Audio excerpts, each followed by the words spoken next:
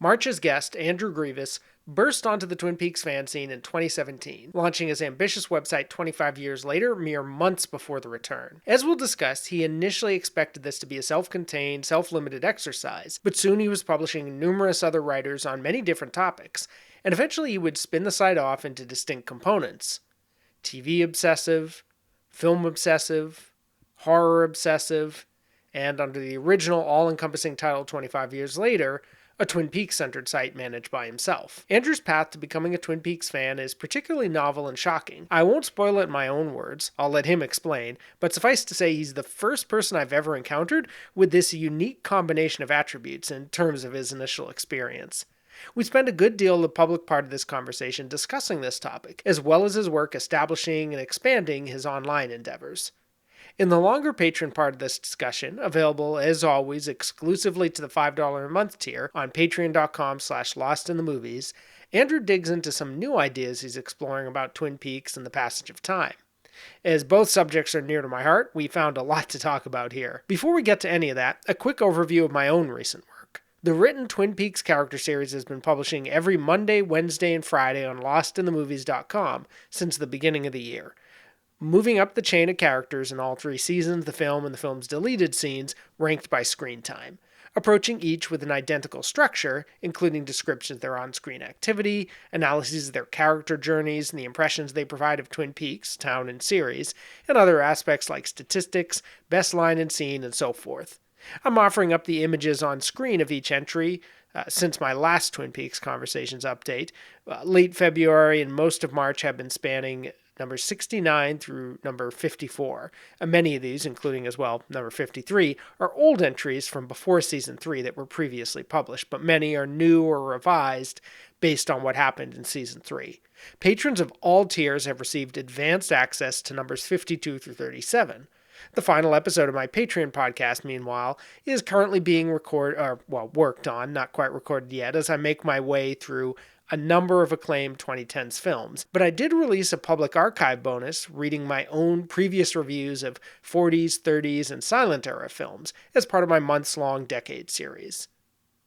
On my public feeds, Twin Peaks Cinema compared Blue Velvet to Twin Peaks in the longest episode of that whole podcast, concluding 3 months of the Lynchverse miniseries. And Lost in the Movies shared this theme by discussing the avant-garde documentary Blue Velvet Revisited, which captures David Lynch's mid-80s production. And of course, make sure to check out my previous episode of this Twin Peaks Conversations podcast on YouTube and Patreon with Anthony, the creator of the Twin Peaks Grammar channel and account. Now for my conversation with Andrew Grevas. All right, I'm here with Andrew, and we're going to talk about all of it, everything that's on our minds. But we're going to start by talking about his role in the Twin Peaks community, both how he came into it and his site 25 years later. Now, I've already described the site a little bit in my intro that you've heard up to this point. So we'll get to that again in a second. But I want to start actually, Andrew, with your own personal journey in Twin Peaks. Like, where were you when the original series aired, and if you weren't into Twin Peaks at that point, what point did you get into Twin Peaks?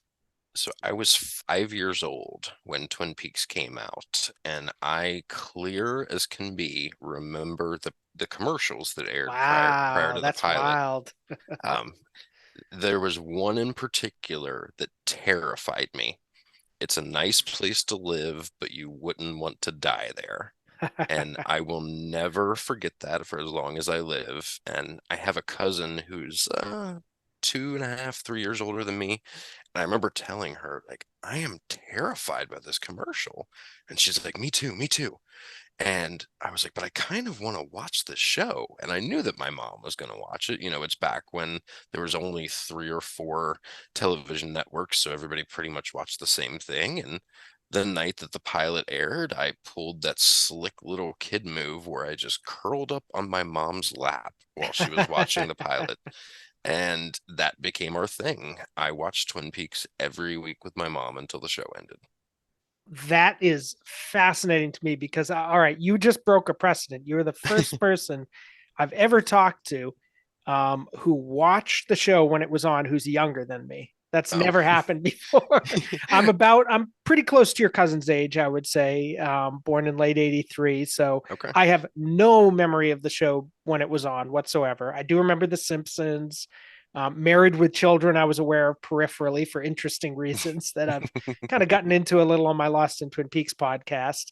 When it was up against Married with Children, I talk about that a little bit. But I was just becoming aware of the world and TV and all this stuff, but no awareness of Twin Peaks. I'm gonna say maybe I saw it like the name Twin Peaks in like the late 90s or something like that in TV Guide, like that. I Hmm. just kind of like osmosis was aware of it. And then got into David Lynch, probably around Mulholland Drive, and was like, oh, he has a TV show. And I was part of that wave that got into it with like Gold Box, Netflix, all of that. Okay. So up until now, every person I've talked to, like the closest it came was Brad Dukes, who was 9 when it was on. And he's a couple years older than me, and he watched it when it was on. I was like, okay, that's the dividing line. But now you've just completely blown my mind and screwed with the kind of like you've almost presented with the like an alternate history of what my history could have been. So I'm totally fascinated now. So you So, watched the entire series. so Your I mother stuck with it to the end I because that's did. rare for that time.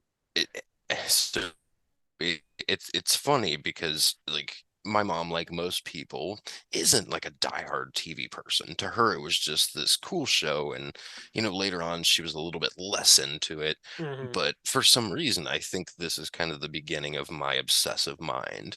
And Mm-hmm. I was like, "But mom, it's Twin Peaks time," and I don't remember all of the plot points from being Oh, that sure, little. yeah. You know, Oh, I yeah. I mean, that's like, were you preschool or kindergarten out of curiosity? so Or I both, guess probably by the time yeah, it ended. both, Yeah. yeah. Okay. Yeah, so for me, it's a lot of visuals. Harold Smith's house was a very strong visual for me. Mm-hmm. The Double R Diner was a very strong visual for me. There were certain characters like Bobby Briggs that I retained memories of throughout the years. But when the season 2 finale aired, it was terrifying.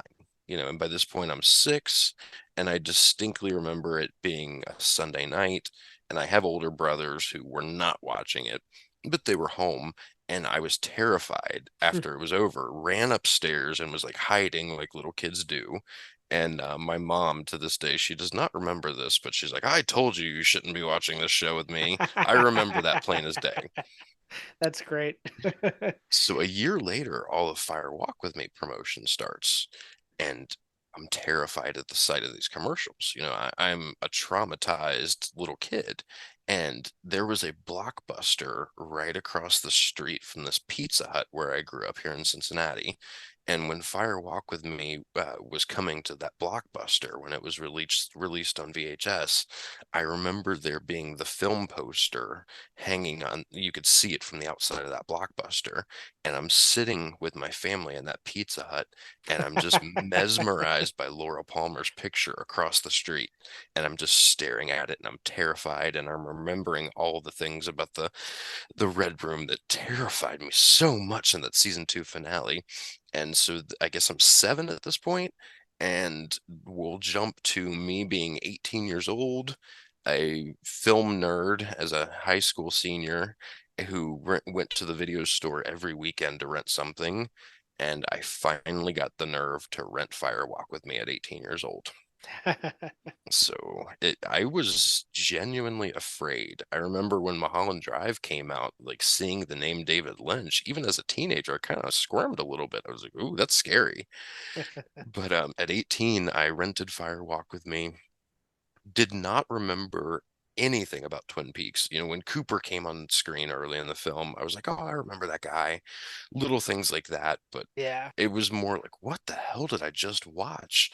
But I was so fascinated by it that I started renting the VHS tapes and did my first rewatch as a senior in high school. And this would have been, of course, when the pilot you could probably only rent, if you could rent it at all, the like European version with the Correct. the that Bob shoot or Mike shooting Yep. Bob and Hmm. all that stuff. So I started introducing other kids my age, other high school kids to Twin Peaks through those VHS tapes. And I distinctly remember a few all-nighters where we would stay up and watch the first season, where we would just watch the VHS tapes in the first season and the pilot and pull an all-nighter. And I'm getting all these high school kids into weird David Lynch films. And this is a year or two before the first DVD box set came out, the ones with the commentary, the season one box set with the commentary. Yeah. So just to kind of put a a year on it, maybe a year or so before that came out. And then when that came out, I bought it quickly. And my obsession really, really was taking off by then because that's when a lot of Lynch's films were coming out on DVD, and I very quickly watched Wild at Heart and Blue Velvet and Mulholland Drive. I got that weird Japanese import of Lost Highway, and at the age of, I guess, 19, I was just obsessed with Lynch. And here I am, almost 39 years old, and nothing's changed. So yeah, wow, that's that. Yeah, that is fascinating to me. Um, so I guess one of my first questions would be to rewind a little bit to when you first Mhm. watched it. Your mother saying that to you makes total sense. Wise woman, it sounds like. But how in the world did you make it through the Killer's reveal episode You know, with her and with watching it and all of that? Like, what was that experience like? I have no memory of it, to be That's honest. crazy. Do you think Um, now? Do you think you missed any along the way, or you feel pretty confident that you watched all of them up to the you know, finale? we probably did miss some every once in a Well, while, but probably not that one because that was not such a that big one. one. Yeah. My guess is that she just had me close my eyes. She could Yeah. read the room there, like this is about to be bad. So Yeah. I have no memory of that as a child. I remembered the character of Maddie when I started rewatching him when I was older. I was like, Yeah. oh yeah, I remember. And my memory was kind of coming back to me, but no recollection of that reveal.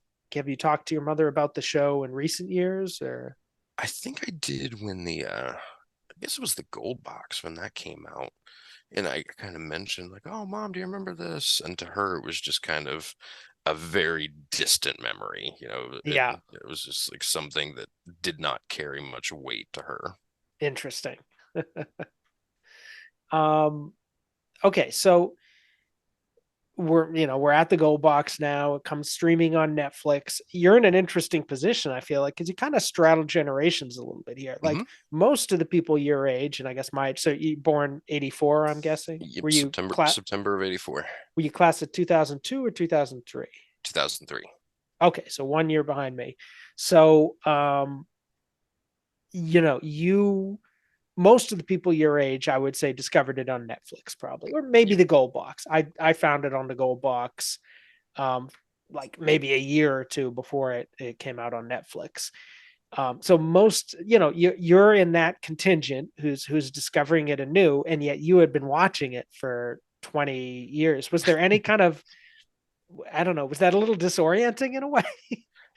Yeah, Like in your, so I mean, you said, as you said, you had introduced it to your friends maybe 10 years earlier, so maybe in your immediate social circle it was somewhat mitigated. But did you find anything kind of off kilter about that it was like, wow, I've been sitting with this show in some sense for 20 years, yeah. and most of the people who've been doing that are like much older, and the people my age are just discovering it now.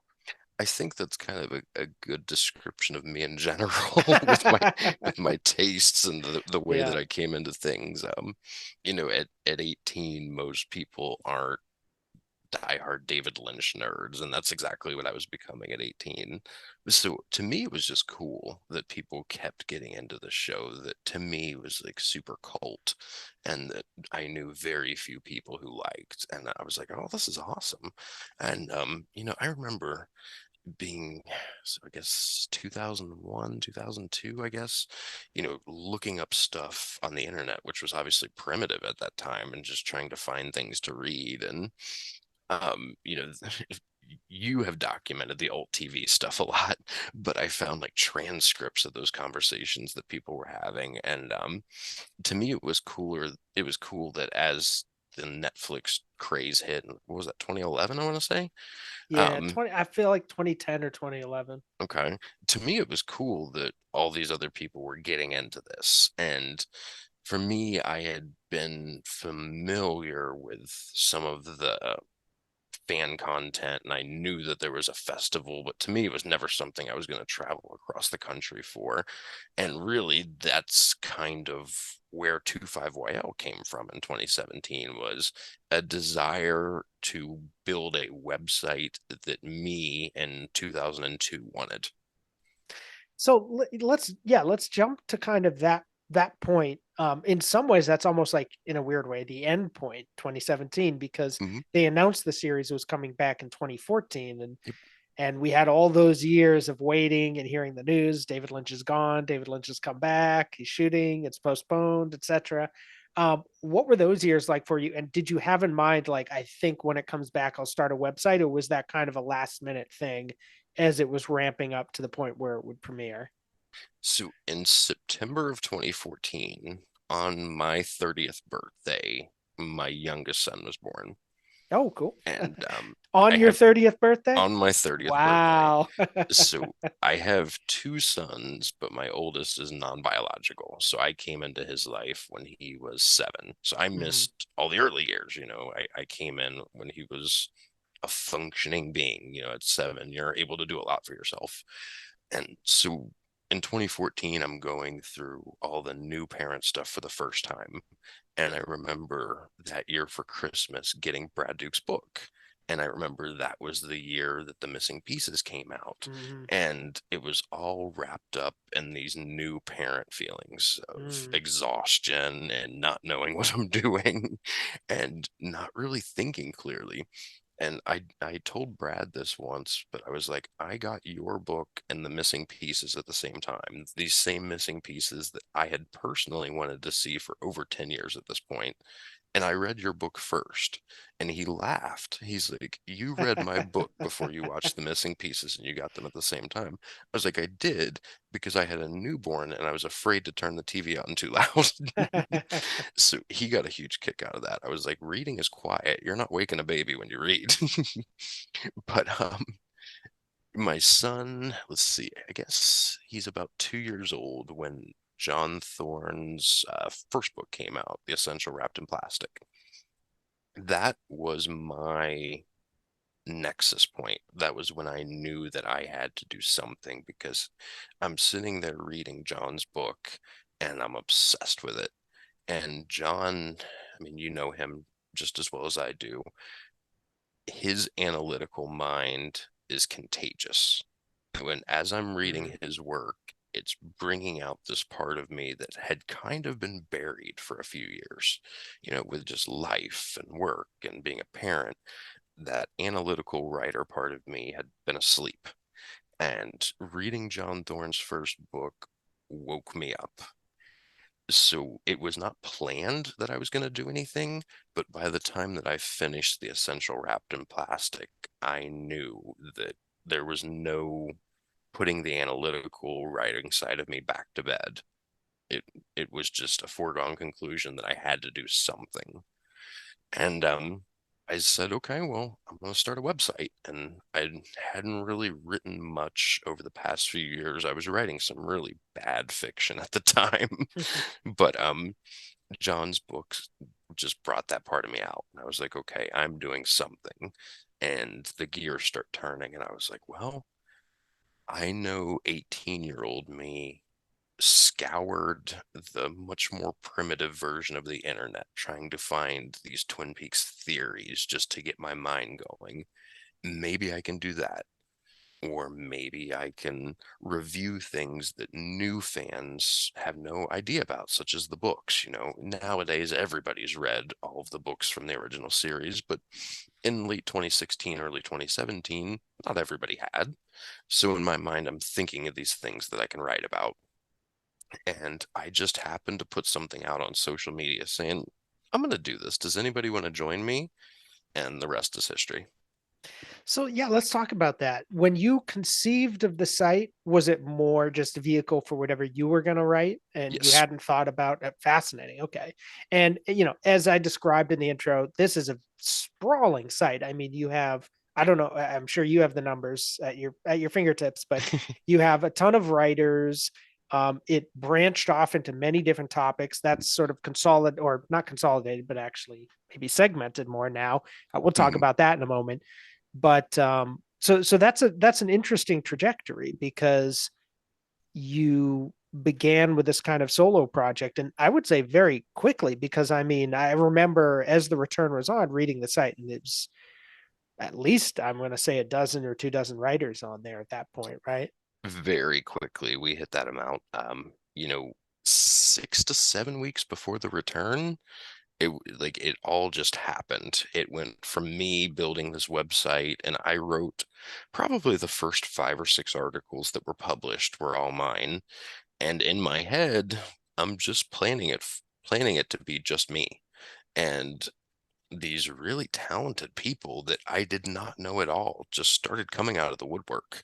And, the Bickering Peaks duo, Lindsay and Aiden, I did not know them at all. I met them through Facebook, asked them if I could interview them about their podcast. And next thing I know, they're like, hey, we kind of want to work with you.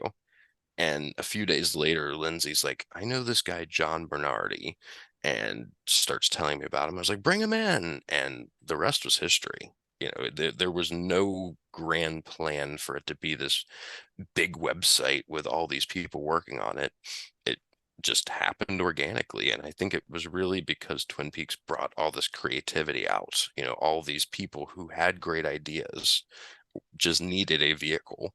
And it just so happened that I built a website and was like, hey, if the work's good, I'll take you. That was really my only criteria, was that the work be good. Now, what was your history up to this point with, let's call it, online commentary?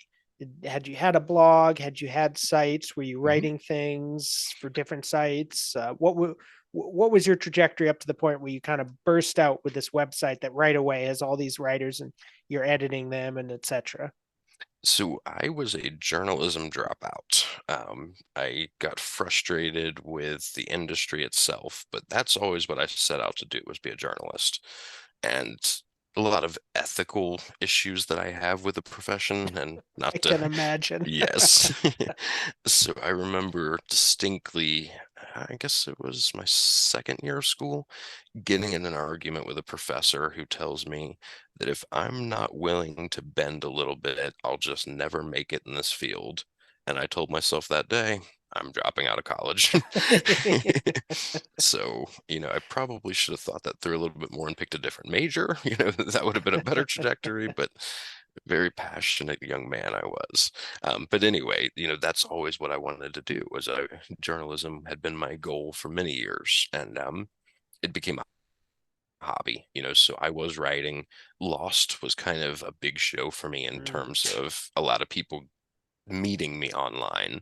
They're like, oh, this guy's got some interesting Lost theories. And I was hosting weekly parties at my apartment. I would have 10 or 15 people over for every episode. And they're like, oh, okay, you're going to blog about Lost tonight? And I'm like, of course. And that was kind of a big one for me. But there was a lot of other things that I wrote about too. And at one point, I was working on one site with a few guys where we each kind of had our own beat. We had a music guy, a sports Mm. guy, a TV guy. I was the TV guy, of course.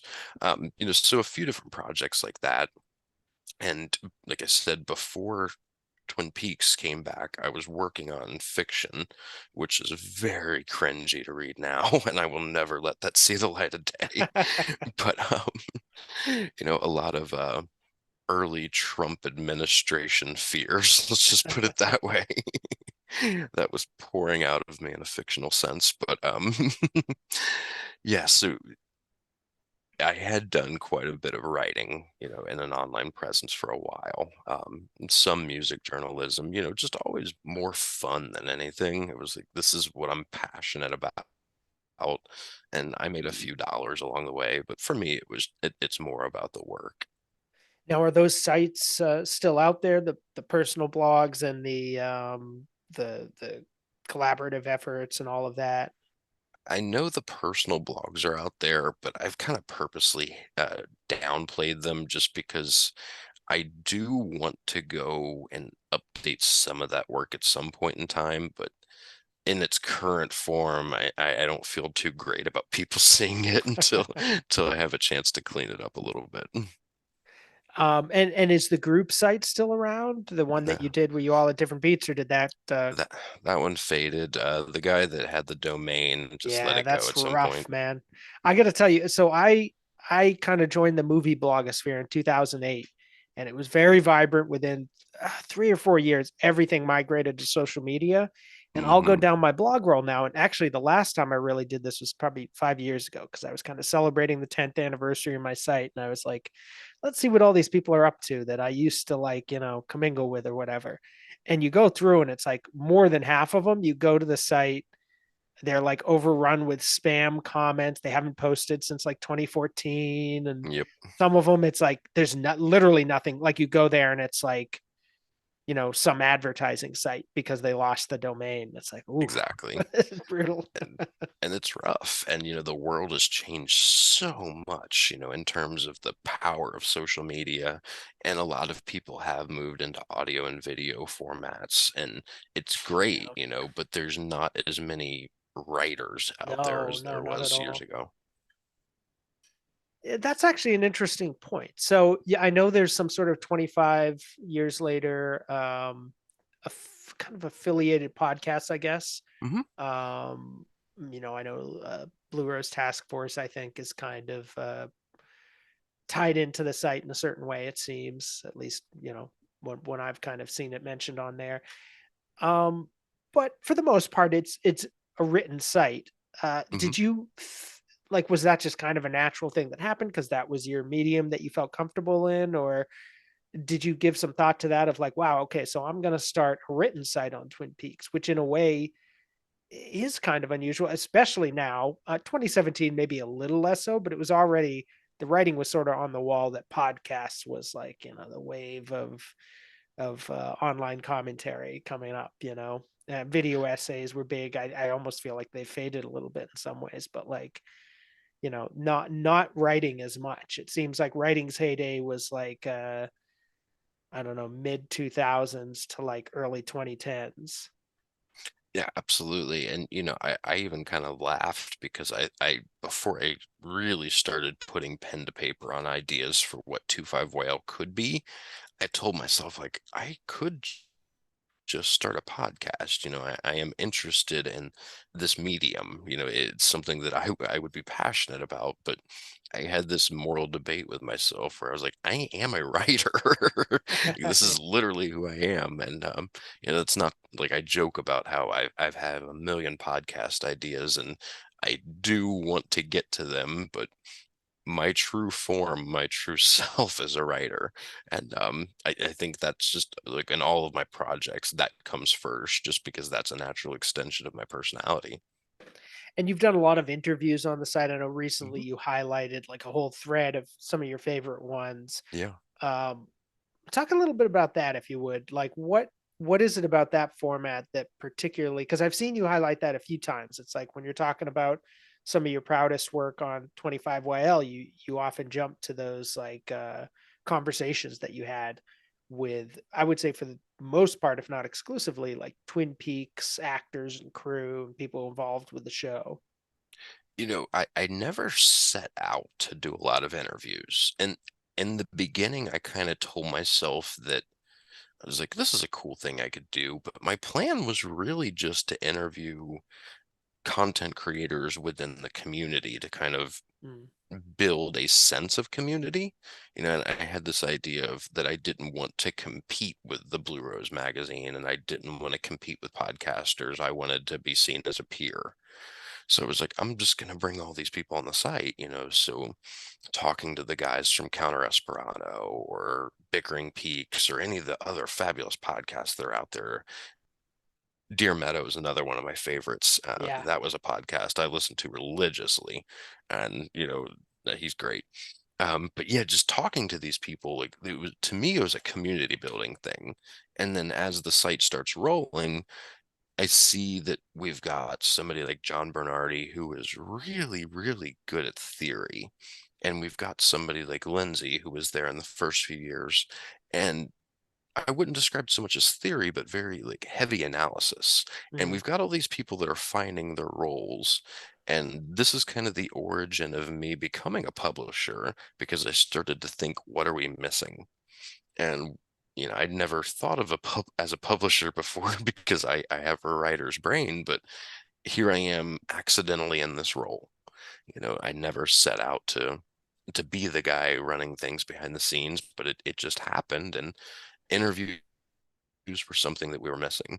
So I started reaching out, and I started to develop some relationships with the cast and crew. Probably right around part 8 is when I started meeting people.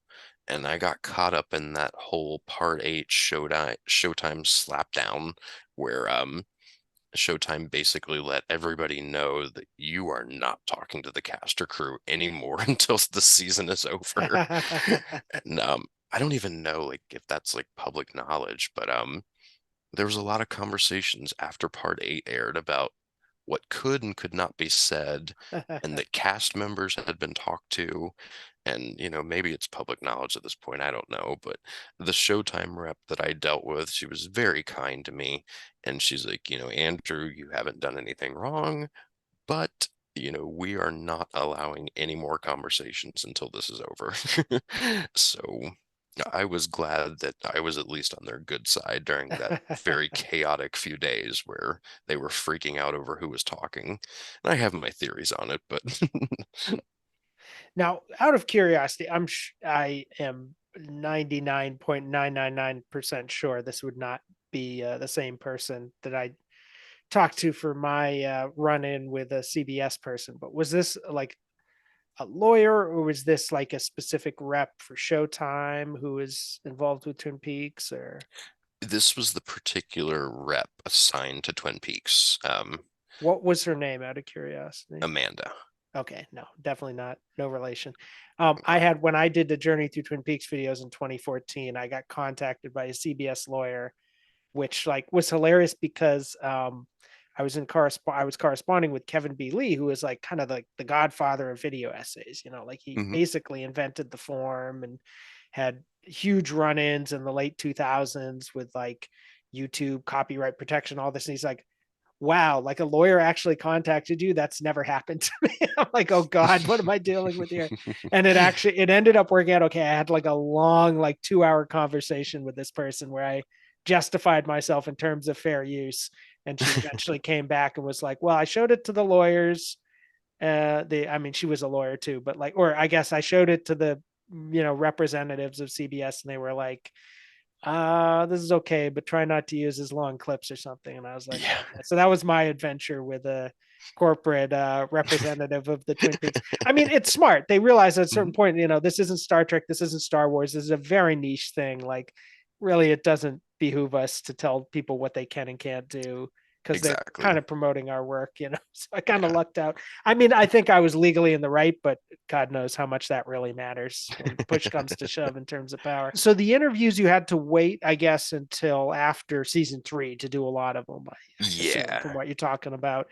I would love to hear just kind of an overview from you of those at this point, I guess 5 years, 5.5 now at this point, Yeah.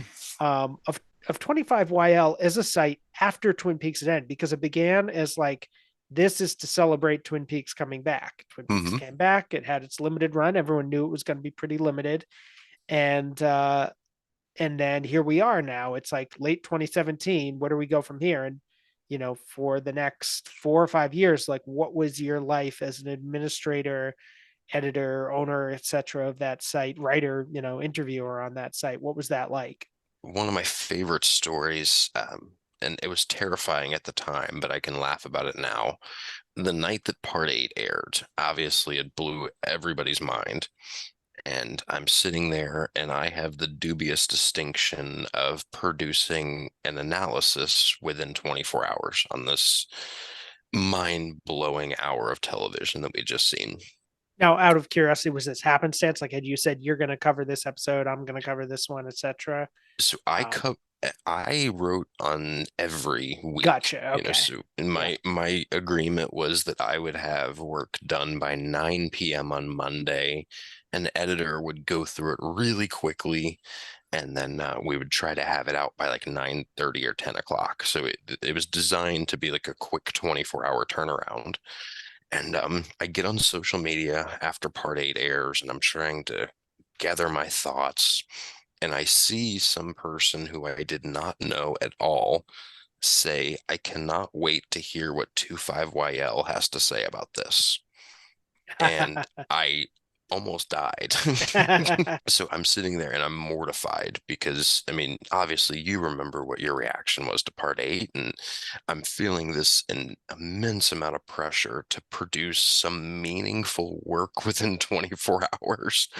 But it was that night that I realized that my original idea, which was for 25YL to wrap up at the end of 2017 and to just become this time capsule for future generations of Twin Peaks fans, that was the night that I knew that my idea wasn't going to happen and that we were on to something. And, I had pretty much told everybody, like, a few months after the return is over, we'll continue to publish more work. Mark Frost has another book coming out, and we're just going to let it organically slow down. And when we are out of ideas, it's okay because we've built something really cool that new fans can come and find, and they can appreciate all the work that we produced over the course of 2017. But that night, the night of part eight, I knew that this was going to keep going and I had to start coming up with ideas. So that summer, I started thinking, like, what else do Twin Peaks fans like? And the obvious first example was the X-Files. And then I started thinking about different film genres. And I started thinking about other television shows that some Twin Peaks fans might like. And I came up with this primitive idea that I called cult TV. And that's where we were going to start moving towards, TV shows that Twin Peaks fans might like. And it really just kind of happened quickly from there, where within a matter of months in 2018, all of a sudden we have become a full-blown like television and film site. And a lot of people resented that. They wanted their niche Twin Peaks site. And in hindsight, if I could do it all over again, I would have slowed things down and made it more of a gradual transition. But I had collected all of these really great writers working on the site, and they enjoyed what they were doing, and they loved that they had an outlet that didn't tell them that they had to produce clickbait. They were allowed to write solid analysis on things they really liked, and they wanted to keep writing about their other loves. And I think that's probably my downfall as a publisher, is that I listen to my writers and I generally just say yes. Like, if the creative sounds good to me, let's do it. And I'm not really thinking like a businessman. I'm thinking as somebody who appreciates good written work. And it just kind of happened. So what was that like, I guess, that sort of branching off process, and what led you to the point, which I'm going to say 6 or 7 months ago, is that right, where you said, well, at least where you announced it, I'm sure it was a longer time in the works, Mhm. where you said we're going to fully spin these off and I'm going to let other people run the horror site, the TV site. I think, is there a film site in there Yeah, maybe? film And like, obsessive. Yep. and I'm gonna return to the Twin Peaks roots, and we're gonna have like just the Twin Peaks site. Like, can you describe A, the years leading up to that point, B, the decision to do that, and C, fallout or outcome of that, let's Ooh. say. I knew in early 2019 that horror needed to leave 25YL. And a lot of it was me starting to become a publisher. I was starting to think like more than just a writer. And I could see that we had all this great horror content that really clashed with everything else on the site. And if you're a horror fan, you would love it. But if you were somebody that was just coming to the site because you were interested in like our weekly TV analysis, you might be turned off by that. And I realized that we had a deep enough pool of talent that was interested, and I knew that horror obsessive needed to happen. Now, in 2019, we had some writer turnover that kind of slowed all that down, and Horror Obsessive didn't go live until October of 2020. But I knew for over a year that it needed to happen. And that was kind of the beginning of seeing how everything else was going to play out. Because once Horror Obsessive went out on its own and it could just be a really good horror website, I started to think about film next. And I was like, as far as stats go, it's the TV stuff and the Twin Peaks stuff that get huge numbers. And we have a lot of really good film work that's just kind of buried statistically. And I knew that once we had spun off Horror Obsessive, that film really needed to be next. And we needed to have a place where cinephiles could come and they could embrace the work and not be turned off by all the other things that were of no interest to them. And the ideas just kept going. I was like, well, then I guess we've got to do this with TV too. And it was this aha moment of, because, in my initial like writing down the blueprints for all this, all the Twin Peaks stuff was going to stay with TV. And I had this moment where I was like, no, Hmm. no, it should not. It should go back to how it all started. And I can have that time capsule. And, that was the initial idea, was that 25YL was going to be this time capsule for Twin Peaks fans. And that's what I tell the writers now that are working on 25YL. I don't care if we go over a month without publishing work. We're like, it's fine. There's countless essays on the site already. Mm. I just want the good stuff. I want work that people are going to be like, ooh, that was a good one. I need to read that one twice. Now, is So, that is that the only one of those sites that you feel like you have that kind of conception of, where it's almost like an archive as much as it is a blog or whatever? Like with the other sites, are you more concerned with like we got to keep publishing regularly? yes, yeah, Interesting. 25YL is a totally different mindset. Mm. And I like it because, as much as I've learned about this business over the past few years, I also really resent the business side of it. Um, and I understand what it takes to be successful, but I really, at my core, just appreciate good work. And I know that I'm never going to make crazy money off this or anything. So 25YL kind of allows me to be free of the capitalistic part of it that drives me crazy at times. And it can just be about good work. So that to me is exciting. So when you branched all these sites off, essentially you were handing off different parts Hmm. to different editors, right? And you were involving yourself more with 25YL and letting other people run the other sites. What are the mechanics of that, out of curiosity? I You guess know, from a business perspective, as much as anything. a very, very small amount of money.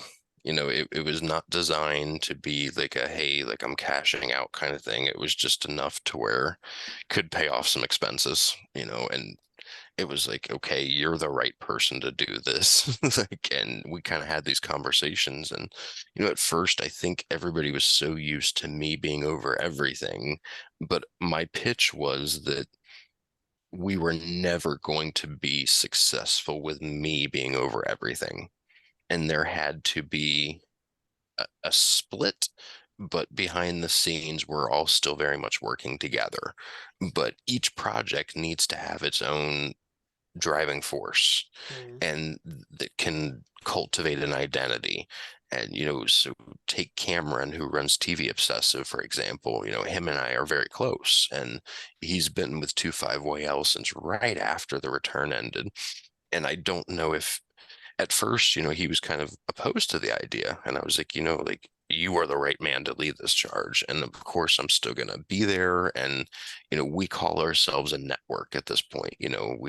We each run the sites, but we work together behind the scenes and we help answer each other's questions and we bounce ideas off one another. But at the end of the day, he runs the TV site and a man named Paul runs the film site. And, we're a collaborative. And Cameron, I think, was a little resistant to the idea, but warmed up to it in time and could see that, yes, he is the right person to run this. And no, I'm not leaving, but it's time for me to not be in control of everything. So, where do you see your own future in this process with 25YL, with the sites in general, without getting out over your skis? Like, where do you see the future of the network and the different sites? I think these sites have a lot of potential to grow. For me, I love writing about each of these things. So it's kind of nice that I can go work, like I'm getting ready to do a lot of written work for TV Obsessive, and that to me is exciting. And so Cameron and I talked behind the scenes and we figured out dates and things like that. And I'm getting ready to roll up my sleeves and just be a writer. And I have some ideas for the other sites too, just as a creative person. And it's kind of nice to not just be the man behind the scene, the man behind the curtain anymore. And Mhm. also able to be creative. And I think over the course of these years, my creative flames had been really diminished because I always had to be the boss. Mhm. And I never set out for that. I never set out to run a media empire. It just so happened that we were publishing good enough work to where this thing could keep growing. But in my heart, I'm a writer and I'm not a visionary or a CEO type or anything like that. Like I enjoy writing, I enjoy reading good written work, and I enjoy giving creative people a platform. And this setup kind of enables me to do more of that. So we're gonna transition now to talk about some bigger Twin Peaks topics. Okay. I'm sure we'll touch on some of this stuff already that we've kind of teased out here. You know, your own history with the show, your work on 25YL. But before we get to that, I want to give people the opportunity to just find where you're at. So tell them where you are on social media, and of course, the where to find your work and all of the work that's under the network, I guess, of 25YL. Yes, my personal social media, I keep it simple. My handle on any platform is just at Andrew Grevas. My Facebook is a page, so I'm pretty easy to find, and I'm not a profile per se. I'm a page. But Twitter, Instagram, it's all at Andrew Grevas. And then with the sites, there's at TV Obsessive, at Film Obsessive, at Horror Obsessive, and at 25YL site. And it's consistent across all platforms. Great. All right. So to ease into that, the broader topics, one thing you mentioned to me was that you've been thinking about this broader subject of the passage of time in Twin Yes. Peaks, and you feel like you've got something writing on that. But I guess something that interests me about all of that, and we'll get into the specifics of what you're going to write about, but tell us a little bit about how the passage of time within the Twin Peaks fandom has made you think about the passage of time within Twin Peaks. This is a good place to pause and direct you to patreon.com/lost in the movies, where for $5 a month you can listen to the longer back part of this conversation, along with all the others. We dig deeply into some of Andrew's ideas and enthusiastically discuss the whole series. Follow the links below not just for that, but for Andrew's further output as both publisher and writer. Thanks for listening, and see you next month for more Twin Peaks conversations.